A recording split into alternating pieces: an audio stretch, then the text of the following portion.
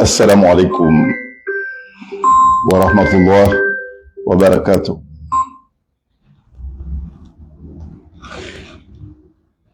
Assalamu alaikum wa rahmatullahi wa barakatuh.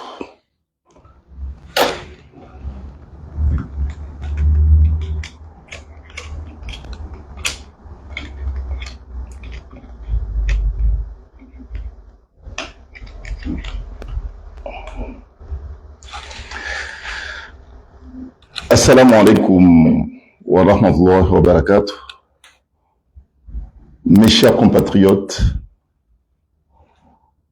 en cette journée de tristesse, je tenais à vous adresser mes pensées de solidarité et de soutien suite aux catastrophes qui affectent différentes localités de l'archipel des Comores. À toutes les victimes de ces catastrophes, je tiens à leur exprimer ma compassion. Vous avez, et vous le savez sans doute, le soutien de tout le peuple comorien. Ce qui se passe aux Comores en ce moment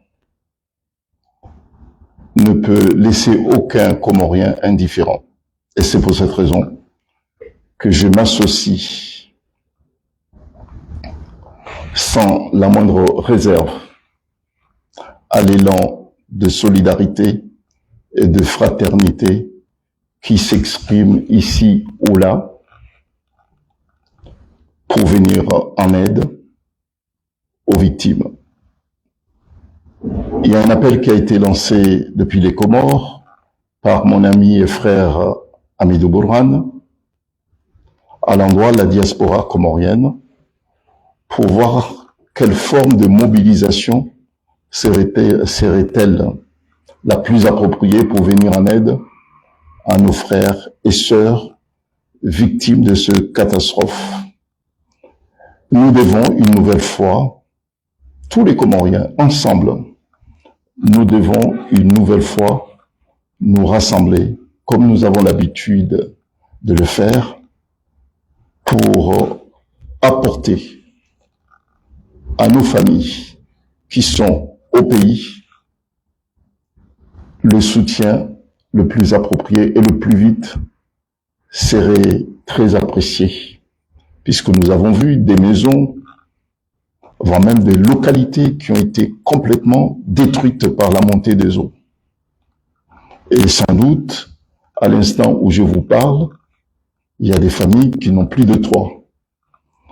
Une question principale se pose, c'est de savoir quelles sont les aides et le soutien le plus efficace que nous devons apporter immédiatement à ceux qui ont perdu leurs biens, leurs toits, et puis peut-être même leurs économies. Il y a une urgence sociale, il y a une urgence humanitaire que nous devons, d'abord nous les Comoriens, et surtout de la diaspora, nous devons exprimer le plus vite possible à l'endroit de nos familles qui sont restées au pays.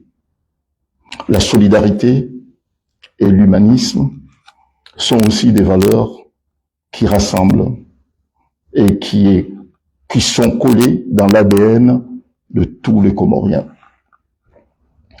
Nous savons le faire sans attendre le soutien et l'apport du gouvernement comorien. Oui, je parle du gouvernement. Et pourquoi? Bon, nous avons vu des membres du gouvernement comorien se rendre sur les lieux.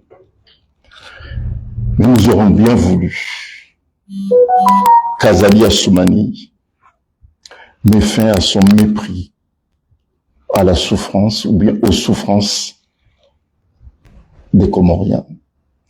À l'instant où les Comoriens sont tous inquiets des conséquences immédiates par rapport à cette catastrophe, Azali Assoumani se trouve dans la zone de l'Afrique de l'Est, Afrique australe, pour des raisons qui nous sont complètement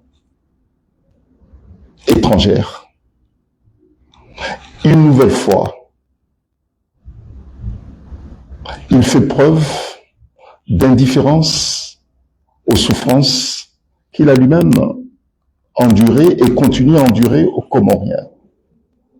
Dar es Salaam, Nairobi, c'est même pas 2 heures de vol des Comores. Il a les moyens, et nous le savons puisqu'il l'a démontré lorsqu'il était président de l'Union africaine, il a les moyens d'écourter son voyage à l'étranger, dans les pays proches, pour se rendre aux Comores, au chevet des victimes de cette catastrophe naturelle. Même de loin, là où il se trouve, et il n'est pas loin puisqu'il est juste à côté, en Tanzanie, et puis il est au Kenya. Qu'est-ce qui l'empêche, au moment où les Comoriens ont tous perdu, des villes et des villages des Comores sont complètement dévastés, les maisons détruites, les familles ont perdu le peu d'économie qu'ils disposaient. Qu'est-ce qui l'empêche, de là où il est, d'exprimer, même par hypocrisie, comme il sait le faire, son humanité envers ses compatriotes, et puis rassurer aux Comoriens qu'il est proche d'eux, même si on sait qu'il est complètement indifférent par rapport aux souffrances des Comoriens. Et ça ne va pas durer longtemps. La méprise ne dure pas indéfiniment. La méprise ne dure qu'un temps. Le peuple comorien qui va, et j'ai pris le Tout-Puissant, le peuple comorien qui va très prochainement s'insurger, se lever, prendre conscience de l'échec de l'équipe qui a pris le pays en otage, va bientôt s'engager dans un vrai combat de libération. Nous devons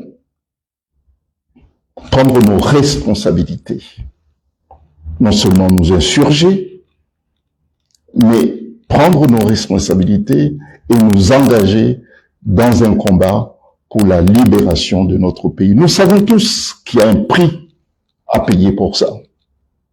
Nous devons manifester à l'endroit de ceux qui souffrent, de nos compatriotes qui sont dans la souffrance à l'instant où même je vous parle. Au Comores, je sais qu'il est minuit, il y a des Comoriens qui ont perdu leur foyer, leur toit et leurs économies. Je tenais à le faire à cette heure-ci. Il est, je pense, minuit aux Comores. Qu'ils sachent qu'à cette heure-ci, il y a des Comoriens qui sont loin géographiquement du pays, mais qui est très proche de nos compatriotes. Nous le savons, et ça fait des années déjà que nous dénonçons la politique criminelle de méprise conduite par Azali et ses amis. Mais nous savons que dénoncer les crimes économiques commis par Azali, dénoncer les incohérences de sa politique, dénoncer la corruption commise par Azali et son équipe, dénoncer le détournement des deniers publics, le mépris manifesté par Azali à l'endroit des Comoriens, le mépris contre la constitution comorienne ne suffisent pas seuls à entraîner le chèque et ne suffisent pas à enterrer ce régime dictatorial. Et pour le faire, pour faire reculer ce régime, l'enterrer, l'abattre et faire triompher la démocratie dans notre pays et libérer les Comores, il faut se battre. Oui, il faut se battre. non pas pour acquérir un poste quelconque ou bien bénéficier d'une posture quelconque, mais nous devons tirer une leçon de nos erreurs stratégiques de ces dernières années, tirer les leçons de ce qui s'est passé pour aller de l'avant. Je suis de ceux qui sont nombreux, qui pensent que ce combat que nous menons depuis des années contre Azali est à notre portée. Mais nous devons cette fois non seulement tirer les leçons des problèmes stratégiques, voire même des problèmes de posture, nous devons désormais bâtir et disposer d'un plan qui serait très efficace, un plan très précis et d'une stratégie de lutte pour faire avancer notre cause et libérer ensuite notre pays.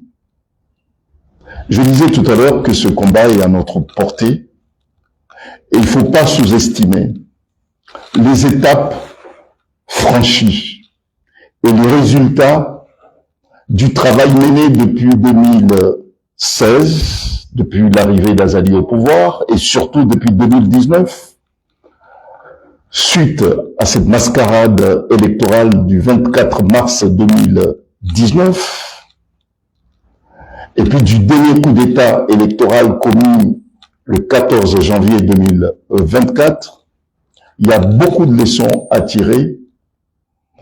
Il n'y a pas eu d'échec, au fait, dans la mesure où il y a une prise de conscience. Certains, et nombreux d'ailleurs, sont conscients qu'il faut mener ce combat, si nous voulons libérer notre pays. Je pense qu'il est temps qu'une nouvelle génération d'hommes politiques comoriens se manifestent et adhèrent dans des partis politiques pour faire de la vraie politique. Puisque la politique que nous mènerons à l'instant, ce sera une politique, mais la plus belle, puisqu'elle consiste à libérer notre pays. Et puis, à mettre fin à ce système qui maintient notre pays dans le sous-développement. J'ai bien parlé du système. Oui, il faut non seulement faire partir Azali, mais empêcher que les futurs dirigeants de notre pays récidivent avec les mêmes pratiques, les mêmes méthodes.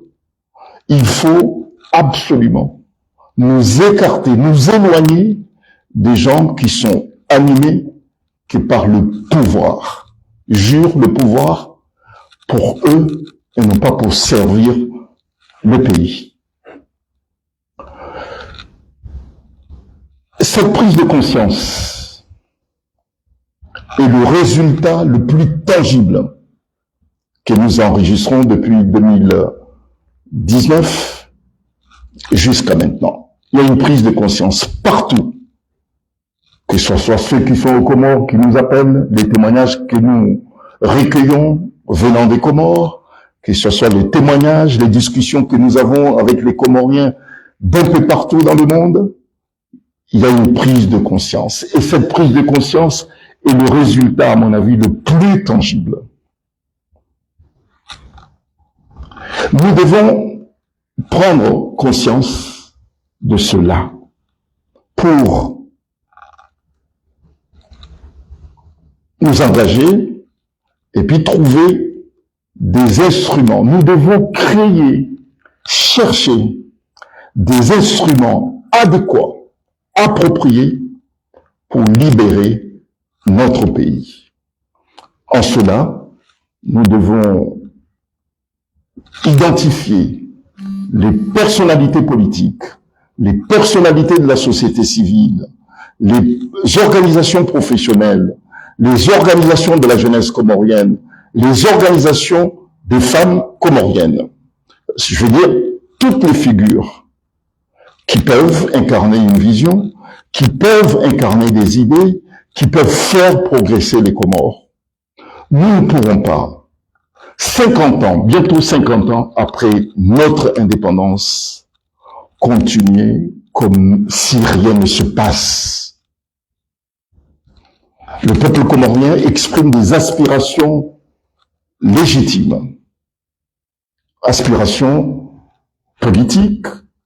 Le peuple comorien veut absolument que l'état de droit soit une réalité. C'est une revendication politique, elle est légitime, elle doit être incarnée par des gens qui ont le profil et qui sont tout à fait disposés à faire en sorte que notre pays, effectivement, s'inscrit dans une logique respectueuse d'un état de droit et puis de la démocratie. Ça, c'est l'inspiration politique. Et nous devons la mener immédiatement pour incarner la majorité, le vœu de la majorité des Comoriens. Et puis, il y a aussi une inspiration sociale, parce que le pays s'appauvrit. On n'a plus d'hommes d'affaires, on n'a plus de secteur privé, on n'a plus de secteur économique. Ça aussi, c'est un défi. Nous devons immédiatement et le plus vite possible donner à nos opérateurs économiques les moyens de se reconstruire pour pouvoir relever les défis sociaux qui sont des défis colossaux. Et puis, troisième défi que nous devons immédiatement relever, c'est la confiance. Nous devons immédiatement et le plus vite possible donner confiance aux Comoriens qu'il n'y a pas une fatalité dans la dictature. Il faut la désamorcer. Il faut l'abattre. Et pour ça, il faut non seulement des idées, une vision, et puis une lutte, accepter de lutter, et puis accepter aussi cette idée qui est une idée exceptionnelle, le don de soi. C'est très très important. Sans cela, il y aura de l'individualisme qui l'emportera sur l'intérêt général. Donc nous devons, et nous avons le moyen, de mener cette révolution sociale, démocratique, pour libérer notre pays. En fonction de ce qui précède, je pense utile d'insister sur des objectifs que nous devons définir pour remporter cette bataille. Il faut d'abord lancer, puisque démolir, abattre une dictature demande qu'il y a des moyens colossaux, des moyens de l'État et des moyens aussi de ses complices, puisqu'Azali, il a aussi des complices, comoriens certes, puisqu'il a une équipe qui est avec lui, mais il a aussi des complices étrangers. Il y a des éléments et des puissances étrangères qui voient en Azali un partenaire idéal pour maintenir notre pays dans la souffrance et le sous-développement. Bon, donc nous devons, le plus vite possible, mener une vaste campagne d'information. Il faut informer, les Comoriens le savent puisqu'ils le vivent au quotidien, cette situation, mais il faut une vaste campagne d'information et de dénonciation pour expliquer partout dans le monde, la gravité de la situation dans laquelle Azali a plongé notre pays. Il faut expliquer au monde entier, partout, et c'est à notre portée, et nous avons le moyen de le faire, la gravité réelle de ses objectifs et ceux de ses complices comoriens et étrangers. Cette campagne doit être menée pour le priver des soutiens que ces manœuvres dilatoires pouvaient lui faire gagner du temps. Et nous devons, de ce fait, faire en sorte qu'il soit davantage isolé partout dans le monde. Nous allons, dans les prochains jours, partout, surtout particulièrement en Afrique, lancer des campagnes de dénonciation et d'information dans toutes les capitales africaines, des journaux africains, et puis des panneaux d'affichage vont expliquer, informer et dénoncer au monde entier les objectifs d'Azali et ce qu'il a fait et ce qu'il est en train de faire aux Comores. Donc, ce travail va être mené. Ça, c'est la première étape.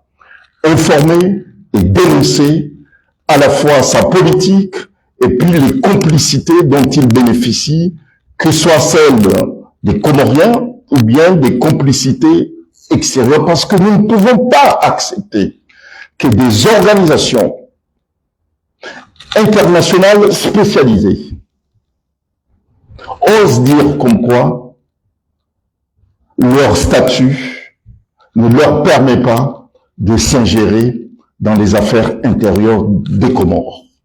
Comme quoi leur statut les empêche de dénoncer la dictature d'Azali. Leur statut semble, selon eux, selon elles, ces organisations, leurs représentants, du moins leurs représentants qui sont Comores, soutiennent que leur statut les impose à la neutralité. Comment ces organisations qui sont spécialisées, dont nous savons les termes de leur charte, imposent la bonne gouvernance démocratique, ces organisations osent évoquer le problème de non-ingérence. Mais à quoi consiste, à quoi sert d'avoir des organisations comme ça dans notre pays aux Comores si ces organisations ne sont pas en mesure de faire respecter les dispositions prévues dans leur charte? C'est une forme de trahison. Ça veut dire tout simplement que les représentants de ces organisations qui sont en poste aux Comores trahissent les idéaux évoqués dans leur charte. Et c'est pour cette raison que nous devons les dénoncer. Leur indifférence par rapport à la souffrance qu'Azali fait subir au peuple comorien est une trahison. Et à partir de là, la question de leur présence aux Comores se pose. Soit elles sont en mesure de faire respecter leur charte à Azali, auquel cas elles ont leur place aux Comores. Dans le cas contraire, elles doivent plier bagages et puis rentrer chez elles. Il faut que ce soit clair. Ces organisations ne peuvent pas prétendre venir aux Comores. Elles ne peuvent pas prétendre venir aux Comores dans le cadre de leurs obligations internationales et puis ne pas être en mesure de faire respecter leur charte. Puisqu'il faut quand même le rappeler que ces organisations et ces pays partenaires des Comores ont demandé aux candidats, enfin à l'opposition, de prendre part aux dernières élections présidentielles et de gouverneurs, en leur disant qu'elles vont prendre leurs dispositions nécessaires pour imposer la démocratie, que les élections se passent dans de très bonnes conditions et démocratiques. Elles n'ont pas été capables de faire respecter leurs obligations. Elles vont jusqu'à dire comme quoi elles n'ont pas à s'initier dans les affaires intérieures du pays. Bon, à partir de là, la question de leur présence au Comores se pose. Deuxième point, dans la stratégie que nous définissons pour venir à bout de ce régime dictatorial sanguinaire. La dénonciation d'Azali. Et je l'ai dit avec précision, la dénonciation contre le régime d'Azali est indissociable de ses complices. Nous devons non seulement dénoncer Azali, mais dénoncer aussi, lister, établir une liste des pays et des organisations qui soutiennent Azali. Puisque ces organisations et ces pays ne sont pas des amis des Comores et des Comoriens. Et nous devons le faire. Et nous devons, s'il le faut, utiliser tous les instruments du droit international pour amener chacun à assumer ses responsabilités. faut les attaquer. Attaquer Azali, sa bande, et puis ses complices. Et puis des gens qui sont affectés aux Comores juste pour pomper de l'argent, mais qui ne font pas leur travail, au contraire. Je peux même estimer qu'elles sont plus dangereuses qu'Azali dans la mesure où elles ferment les yeux par rapport à ce que fait Azali sur place aux Comores. Cette dénonciation, elle doit être faite, et nous le ferons. Et puis, troisième étape, la lutte, cette lutte que nous menons, elle doit être menée dans le cadre unitaire le plus vaste possible. Toutes les forces, politiques, sociales, civiles, professionnelles, artistiques, sportives, sans oublier les forces de la jeunesse comorienne, toutes ces forces extérieures également doivent être associées à ce combat. Mais dans ce combat, nous devons être vigilants, puisqu'il y a ceux qui viennent pour chercher de la posture, pour chercher de la promotion, mais là, il est question, dans ce combat que nous menons, il est combat dans ce combat que nous menons, de faire sauver notre pays. Et la compétition électorale, elle aura lieu quand il faut. Moi, je ne suis pas de ceux qui pensent et qui pensent que ce combat doit être mené par ceux qui se sont présentés aux dernières élections présidentielles. Il n'y a pas une exclusivité par rapport au combat pour la libération de notre pays. Le problème des Comores, il est très profond, il est structurel. La mascarade électorale dernière est l'expression de cette malaise qui affecte la société comorienne. Donc, il n'y a pas d'exclusivité dans ce combat. Nous devons tous ensemble nous unir pour un seul objectif, c'est libérer notre pays. C'est une question de libération et non pas de posture.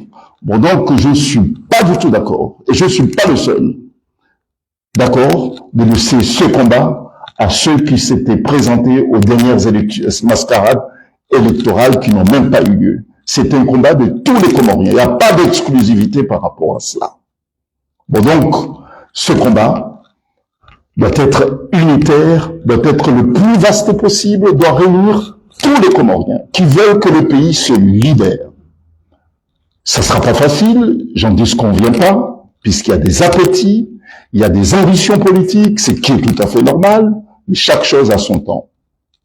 En dépit des difficultés du moment et des incohérences de plus en plus nombreuses, manifestées notamment par des leaders politiques, nous devons définir une nouvelle étape commune, unitaire, riche en lutte et en promesses pour libérer notre pays.